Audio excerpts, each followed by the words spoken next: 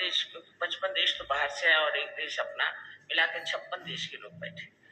इनमें कोई झगड़ा नहीं, कोई ईर्ष्या नहीं, कोई द्वेष नहीं है, कोई किसी तरह की बुराइयां नहीं है, कुछ नहीं, प्रेम के आंदोलन में बैठे हुए।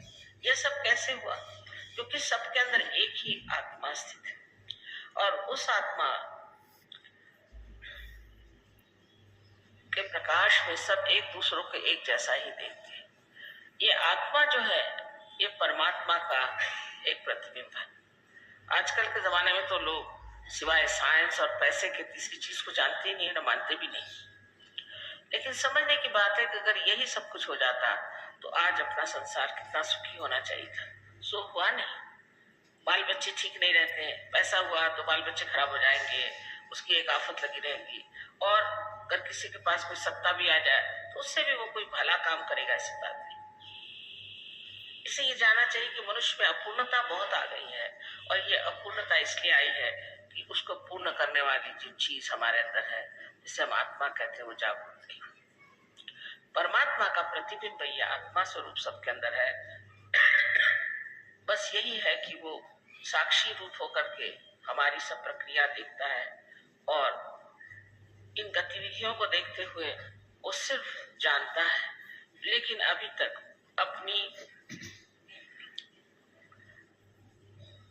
अपने प्रकाश उसने हमारे चित्त में फैलाया नहीं।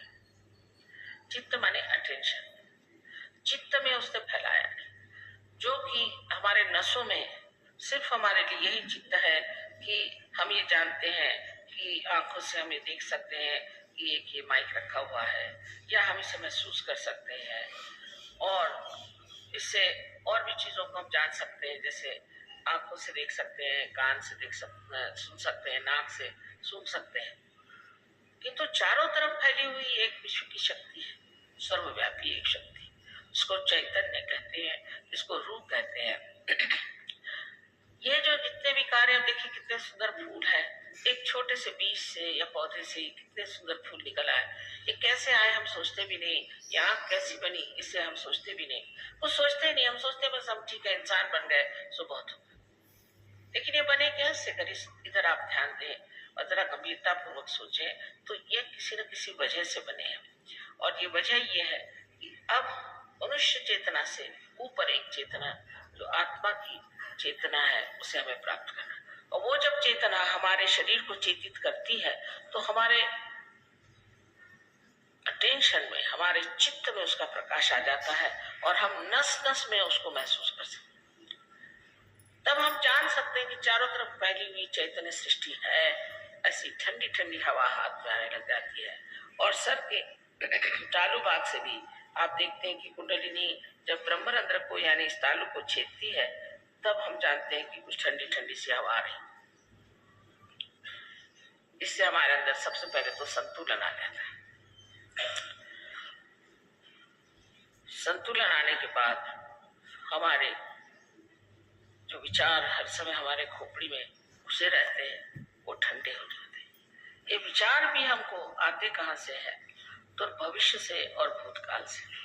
हम आज वर्तमान में इस वक्त कहाँ है ये विचार हमें नहीं आता, क्योंकि उसमें विचार ही नहीं है। इस वक्त कुंडलिनी का जागरण हो जाता है तब आप बराबर वर्तमान में आ जाते हैं, निर्विचार। इसे निर्विचार समाधि कही है, जो कि हठ योग में। डॉक्टर साहब ने कहा वो बात ठीक है कि आजकल का जो हठ योग है ये वास्तविक में हठ योग नहीं है। पातंजल के हठ योग को आप पढ़े तो उन्होंने कहा है कि निर्विचार समाधि और निर्विकल्प समाधि पाना ही इस योग का लक्ष्य है। किंतु लक्ष्य तो हम लोग सिर्फ ये कि कुछ एक्सरसाइज करें, कुछ ये करें। ये तो बहुत ही छोटी सी चीज है उस अष्टांग योग की कि आप ये एक्सरसाइज करें, वो करें। हम लोग भी लोगों को बताते हैं कि आप एक्सरसाइज करिए अगर कोई शारीरिक इस तरह से दुविधा में आपके घर ये रीढ़ की हड्डी, स्पाइनल कॉर्ड पड़ गया तो। किंतु कुंडलिनी स्वयं ही इतनी आतुर है, वो आपकी माँ है, आपकी व्यक्तिगत माँ है, आपकी अपनी माँ है। वो सब आपके बारे में जानती है कि वो स्वयं ही उठ करके सब चीज धीरे धीरे धीरे धीरे ऐसी सुंदरता से ठीक कर देती है कि आप स्वयं आश्चर्य में हो जाते हैं ये कैसे। और उसके होते ही आपका सारा दृष्टिकोण, आपके सभी चीज बदल ही जाती है, एक परिवर्तन सा आ जाता है। मैंने पहले ही कहा कि जीवंत क्रिया है, इस पे जबरदस्ती नहीं कर सकते। एक जीवंत क्रिया है, जैसे कि ये इंस्ट्रूमेंट है, जब तक इसको आप मेन से नहीं लगाएंगे इसका कोई अर्थ नहीं निकलता। उसी प्रकार जब तक हमारा संबंध इस मेन से न हो, ये चारों तरफ फैली हुई चैतन्य की सृष्टि से हमारा संबंध न हो, जिसे हठ योग में ऋतंभरा प्रज्ञा कहा जाता है, तब तक हमारा भी कोई अर्थ नहीं निकलता। लेकिन ये होते ही अनेक चीजें हमारे अंदर हो जाती, जैसे डॉक्टर साहब ने बताया कि असाध्य रोग ठीक हो जाते हैं और उसके बाद में आपकी मानसिक स्थिति ठीक हो जाती है, संतुलन में आप आ जाते हैं, साक्षी स्वरूपत्व आप पे आ जाता है, लक्ष्मी तत्व भी आप में जागृत हो जाता है, अनेक तरह की चीजें हो जाती हैं। लेकिन ये सब जो है ये महत्वपूर्ण नहीं। बहुत से लोग मुझे पास आए, हजारों लोगों को बीमारियां थी, ठीक हुए सब, और फिर वो चले गए, उन्होंने कोई ध्यान धारणा नहीं की, कोई गहरे नहीं उतरे, फिर दूसरी बीमारी लेकर पहुंच गए। तो रात दिन मुझे यही धंधा रह गया कि सबकी बीमारियां ठीक करते रहो। लेकिन अगर मनुष्य गंभीरता पूर्वक इसको सोचे कि अगर यही सब कुछ है तो ये तो हमारे हित के लिए और सारे संसार के हित के लिए, तो क्यों ना हम इस चीज को करें और इसको हम क्यों ना प्राप्त करें। रोटेरियंस के लिए मुझे एक तरह से बहुत आशा थी एक जमाने में, अब पता नहीं क्या कहें उनको आगे के लिए, किंतु मैं सोचती थी कि इन्होंने चक्र को ही अपना सिंबल माना है और उसका रोटेट करना ही विशेष माना, ये बहुत बड़ी बात है। लेकिन उस सिंबल को मानते हुए हम लोग क्या हमारे चक्रों की ओर नजर करते हैं या देखते हैं या नहीं। जिस दिन ये चक्र खराब हो जाएंगे उस दिन शारीरिक, मानसिक और बौद्धिक भी अनेक प्रश्न ऐसे आपके सामने खड़े हो जाएंगे कि लोग कहेंगे ये असाध्य है, इसका कोई सोल्यूशन नहीं। किंतु अगर ये कुंडलिनी का जागरण हो जाएगा और आप आत्मा स्वरूप होकर के उस प्रकाश में अपने को देखेंगे तो हर चीज का सोल्यूशन, हर चीज की कार्य प्रणाली आप समझ सकते हैं। दूसरे जो योग है, जैसे टीएम के बारे में बताया, वो तो मैं बिल्कुल नहीं मानती हूँ, और इस तरह के बहुत सारे जादू वादू करते रहते लोग, ये तो सब बेकार की चीजें हैं, क्योंकि उसकी जो कार्य प्रणाली है, जिसे कि मोडस ऑपरेंडी कहना चाहिए, वो नहीं बता सकते कैसा होता है, वो बताए कैसे होता है। पर यहाँ तो हम सब बता सकते हैं कि कुंडलिनी का जागरण कैसा होता है, कौन सा चक्र है, और उसका प्रमाण है, उसका सबका प्रमाण है। आप आश्चर्य करेंगे कि इतना ये प्रमाण युक्त है कि इससे ज्यादा साइंस में आपको प्रमाण नहीं मिल सकता। एकदम इसको कहना चाहिए कि परफेक्ट इसका आप उदाहरण दे सकते हैं। हमारे यहाँ अभी 3 डॉक्टरों ने इसमें एमडी प्राप्त करी है और भी डॉक्टर्स करेंगे इसमें एमडी प्राप्त, इसमें कोई शक नहीं। पर अगर आप लोग इस चीज को विशेष रूप से समझने की कोशिश करें तो सिर्फ इतना ही करना है कि आप हमारे सेंटर्स पे आइए, क्योंकि हम लोग पैसा ऐसा नहीं देते। इसका पैसा क्या देंगे, आप कितना पैसा देंगे? सब लोग पूछते हैं कि माँ कितना पैसा दे। अरे भाई कितना पैसा दोगे? इस जमीन, इस बात अपनी भूमि में हम लोग इतना उसको बेचारी को सताते हैं, उसमें से इतना अन्न उपजता है, इतनी सृष्टि बनती है, उसे कितना पैसा देते हैं? वो तो पैसा समझती नहीं है।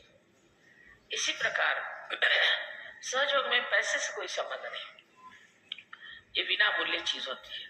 और बहुत से लोगों ने मुझसे कहा कि माँ अगर आप बिना मूल्य काम करेंगे तो इसकी कोई महत्ता नहीं समझेगा। मैं न समझने दो, किसी पे जबरदस्ती थोड़ी करनी, इसका कोई मूल्य आप बताओ कितना दोगे तो फिर मैं मूल्य भी लगाऊं, लेकिन इसका मूल्य है नहीं, अमूल्य चीज का मूल्य नहीं। और यह सारी शक्ति प्रेम की शक्ति, प्यार की शक्ति का कोई मूल्य नहीं हो सकता।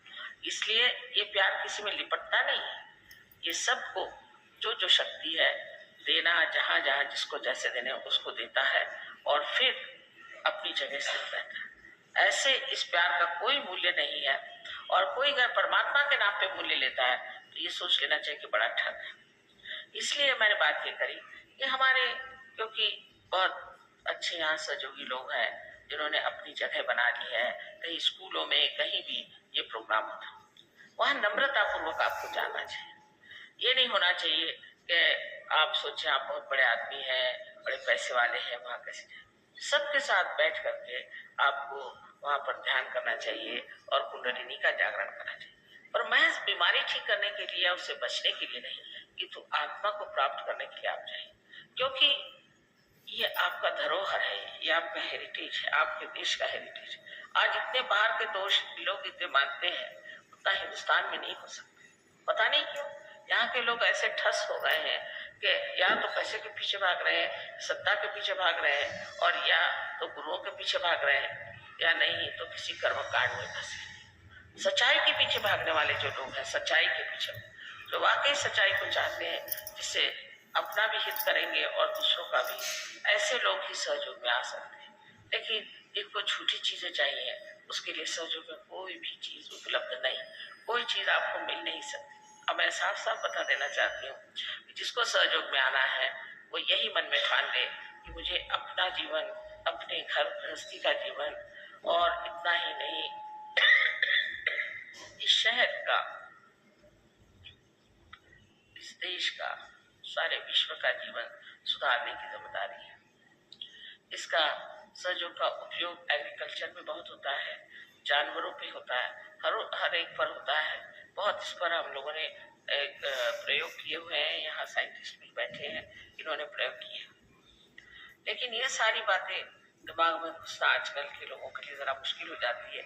इसलिए मैंने सोचा कि पहले अगर इनकी थोड़ी सी भी जागृति हो जाए तो उस अंधुक से एक प्रकाश में वो जरूर सत्य को देखेंगे और अपने को ठीक करने का प्रयत्न करेंगे। एक से एक इसके चमत्कार हुए हैं। बहुत से लोग जो गाना नहीं जानते थे बड़े आर्टिस्ट हो गए, बड़े बड़े आर्टिस्ट का नाम हो गया है। बहुत बड़े जो पेंट करना नहीं जानते पेंट करने लगे, जो कभी भाषण देना नहीं जानते थे ओरेटर्स हो गए। ऐसे अनेक जगह अनेक अनेक चमत्कार हुए। और सबसे बड़ा तो इसका चमत्कार ये है कि आप शांतिपूर्ण हो जाते हैं, आपके सर की जो परेशानियां दूर हो जाती हैं, ऊपर की जो झुर्रियां हैं वो घट जाती हैं, और आप बहुत शांतिमय जीवन में आ जाते हैं। और उस शांतिमय जीवन में आकर के आप एक आनंद के सागर में आ जाते हैं।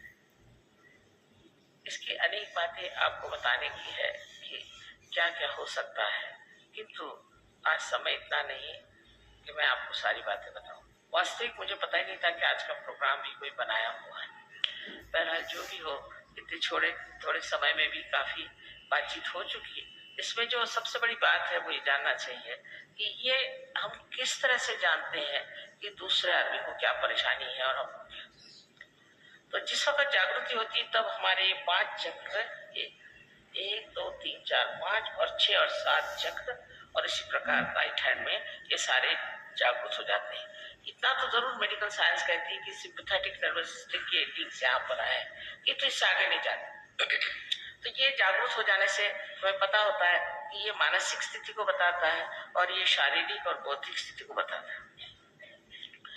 उसके बाद जब आप किसी के भी और हाथ करें तो आप जान सकते हैं कि कौन से चक्र पकड़ रहे हैं इनके ऊपर, उस पर इशारे आते हैं। माने ये कि आपको कहीं गर्मी लगेगी, कहीं आपको ऐसा लगेगा कि चुनचुना रहा है, कहीं लगेगा फ्रीजिंग है। बहुत छोटे बच्चों को तक मालूम हो जाता है। और उसके बाद में आप अगर इतना जान लें कि किस तरह से ये तकलीफें दूर हटाई जाए तो आप आसानी से कर सकते हैं। दूसरा यह है कि आत्मा का जो प्रकाश हमारे चित्त में आ जाता है उससे हम कलेक्टिवली कॉन्शियस हो जाते हैं। माने ये कि दूसरों के बारे में हम जान सकते हैं, इसको कि आप सामूहिक चेतना कहें। दूसरा कोई रह ही नहीं जाता, आप सबको अपने हाथ में महसूस कर सकते हैं, अपने को भी महसूस कर सकते हैं। अगर किसी को बीमारी शुरू भी होगी फौरन उसको पता हो जाता है और वो बता सकता है कि मुझे क्या बीमारी है। दूसरी चीज यह है कि इस चित्त को आप जहां भी लगाएं वो चित्त जो है खुद ही डायनामिक हो जाता है। जब आदमी जब ऊंची दशा में पहुंच जाता है तो उसका एक कटाक्ष भी काफी है। एक कटाक्ष से भी वो कुंडली का जागरण कर सकता है क्योंकि आपके अंदर ये शक्ति आ जाती है कि आप कुंडली का जागरण खुद कर सकते हैं। खुद आप दूसरों की कुंडली अपने हाथ से उठा सकते हैं, या आपके अंदर ये शक्ति आ जाती है। और फिर आप बात जब करते हैं तो तृतीय पुरुष में करते हैं। आप ऐसा नहीं करते कि मैं कर रहा हूं, आप कहेंगे चढ़ती नहीं है, उठती नहीं है, ये बनती। तृतीय पुरुष में आप बात करते हैं। आपका अहंकार जो है ढक जाता है, पूरी तरह से वो रह जाता है, बचता ही नहीं। और उसी तरह से अपने कुसंस्कार भी इस प्रकाश में हट जाते हैं। माना कि इस प्रकाश में आप सब कुछ देख रहे हैं, लेकिन अगर कोई आदमी अंधेरे में खड़ा सांप को पकड़े कहे कि यही एक मेरे पास में डोर है, आप कहें भाई वो सांप है, नहीं नहीं तो डोर है, तो वो मानेगा ही नहीं। किंतु जैसे थोड़ा प्रकाश आ जाएगा अपने आप छोड़ देगा। इसी प्रकार जो बहुत सारी अपनी बुरी आदतें हैं हमारे अंदर, जो बहुत गलत धारणाएं हैं, सब एक साथ छूट जाती है, क्योंकि हमारे अंदर प्रकाश नहीं है। कबीर ने बहुत हताश होकर कहा था कि कैसे समझाऊं सब जगह अंधा। आजकल उनकी परेशानियां मुझे एक एक दिखाई दे रही है। ज्ञानेश्वर जी ने भी 23 साल में समाधि ले ली कि भगवान बचा रखे इस इंसान की खोपड़ी से, ये तो उल्टी बैठी है, ये कभी भगवान के बारे में सोच ही नहीं सकती। लेकिन अब तो अपने पर बीत पड़ी है, अब हमारे ऊपर आ रही है, हमारे बच्चों पर आ रही है आफत, समाज पर आ रही है, सारी दुनिया में आ रही है।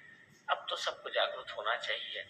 और इसलिए कहा वो क्या है कि कली युग में ही यह कार्य होगा, क्योंकि कल युग में जितनी आफत है उतनी कभी भी नहीं थी। इसलिए आपसे मेरी विनती है कि आप सब लोग हमारे सेंटर पे आए और अपनी जागृति कर लें, नम्रता पूर्वक वहां आए, अपनी जागृति कर लें और फिर इसमें गहरे उतरे और अपना ही आनंद खुद ही उठाएं। कहा गया आत्मन्य आत्मना तुष्टा, आत्मा से ही आत्मा की दृष्टि होती है।